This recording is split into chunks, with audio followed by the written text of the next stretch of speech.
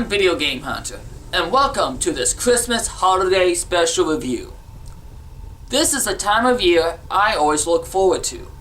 Putting up Christmas decorations, bundling up for the cold weather, Christmas music, seeing our loved ones, exchanging gifts, and what I always look forward to is watching Christmas specials, like How the Grinch Stole Christmas, Christmas Story, and Adam Sandler 8 Crazy Nights. Okay, that's a Hanukkah movie, which is all fine and dandy, but the point I'm trying to get at is, why aren't there very many Christmas games? I mean, there's tons and tons of TV specials and holiday movies, but why not video games? I mean, I understand not making a full-fledged game, but can't a game company make some kind of a small special level or expansion pack? Especially since nowadays, where everything can be just be downloaded from PlayStation Store or Xbox Live. I know that's just my wishful thinking, but that's something I realized when I started collecting. But that does not mean I couldn't find a Christmas game. Let me introduce to you the game I'm reviewing today, Christmas Night into Dreams on Sega Saturn. Christmas Night into Dreams came out several months after Night into Dreams, just in time for the holiday season. But unlike most games, this was only a demo of the retail game that came as a freebie after certain items was purchased. In Japan, it came bundled with the Saturn, while in the US, it came bundled with certain games, like Daytona USA Championship Circuit Edition, and some gaming magazines like Sega Saturn magazines and GamePro magazines. Now, you're probably wondering, what's so special about this demo from the retail game and what makes it Christmassy? Well, the demo offers a lot of neat features that the retail game doesn't have, which is the main thing I'll be looking at instead of the gameplay, just in case I want to review the forward version of the game without me repeating myself. The game uses a Saturn's internal clock to change certain elements in the game, depending on month, day, and hour. For example, anything outside the winter time, from March to October, you just get a regular demo version of the game. But once November hits, you're going to notice some changes in the game, like your characters wearing winter clothes, and the level environments will start to change. And the further you go into the holiday season, the more Christmas related stuff you see, like snow, bells, Christmas tree, Christmas music, and Knight wearing an elf costume. Even the title screen will start to change to fit the holiday season. However, you don't have to wait for the full version of the game to arrive. You could just go to the main menu, select Presents, then select Christmas Nights. It's optional, but I think it's great they gave you a choice to play the full-fledged game now, or wait for the holiday to arrive, so you can see all the changes it goes through each day.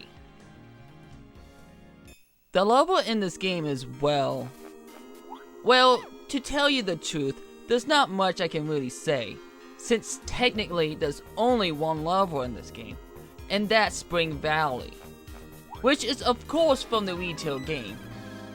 However, if you play as Elliot, the level is completely mirror, meaning everything in the level will be on the opposite side where they're supposed to be. Now, the reason I think they did this is because in the retail game, Elliot doesn't get this level, and they needed something different from Claris. So I guess it makes sense just to flip the whole level's layout when you play as Elliot, so you have some kind of a different gameplay experience for both characters. Well, anyway, once you finish completing your levels after seeing your grade and score, it's time for you to select your gifts by playing a matching game. This is probably the best part of the game because this is something that the retail game doesn't have. Every time you find a matching pair, you get to unlock some neat stuff, like picture galleries, videos, and some unlockable characters, like Sonic. Yes, Sonic the Hedgehog becomes a playable character in this game. Of course, he can't fly, so it's pretty much just jumping around the place and just collect whatever. Yeah, it's not that great. Another character you can unlock is Rila, who is one of the bosses from the retail game. But unlike Sonic, the only way you can unlock her is by playing this game on April 1st. Get it? April Fools? Anyway, I think I should mention that you are giving a certain amount of guess each time you complete or fail the levels when you're playing that matching game. So you will be repeating these same levels over and over until you find all the matching cards. But one thing I must warn you is that if you get a Rila card, it ends right there and you don't get another guess. You won't believe how many times I got this, and it pisses me off every time I get her. So it's best you remember where this card is, so you know not to flip it. And that's it. So overall, this is a pretty good Christmas holiday game.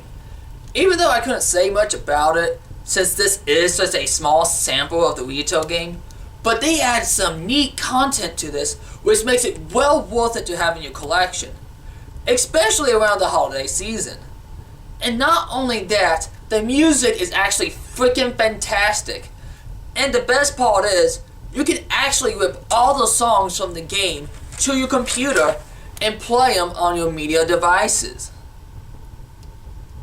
Now, the only true negative thing I could find in this game, which is just me being kind of picky, but is the way how the game ends.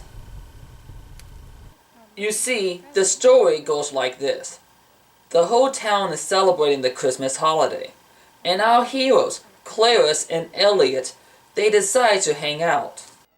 However, during their time together, they felt like something was missing, which they later find out that the town's Christmas tree is missing a star on top. So they decide to go to Nightopia and find Night and get her to help them to retrieve the star. Now, I don't know what made them think that the star is in Nightopia, but that's not the issue I'm having. It's what the narrator says at the ending cutscene, after you beat both Clarice and Elliot's level with the C average. The whole adventure was a dream. Yeah, no sh**.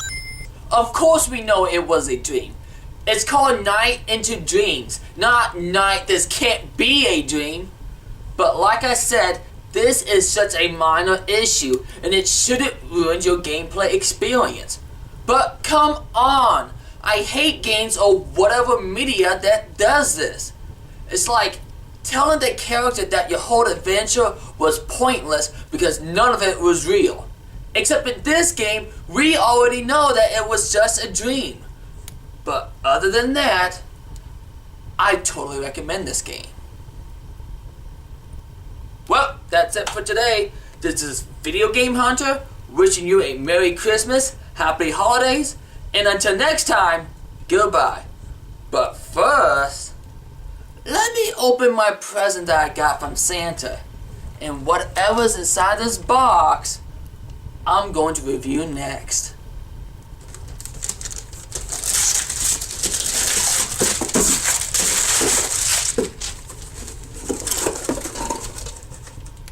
Ooh, I've been extra naughty this year.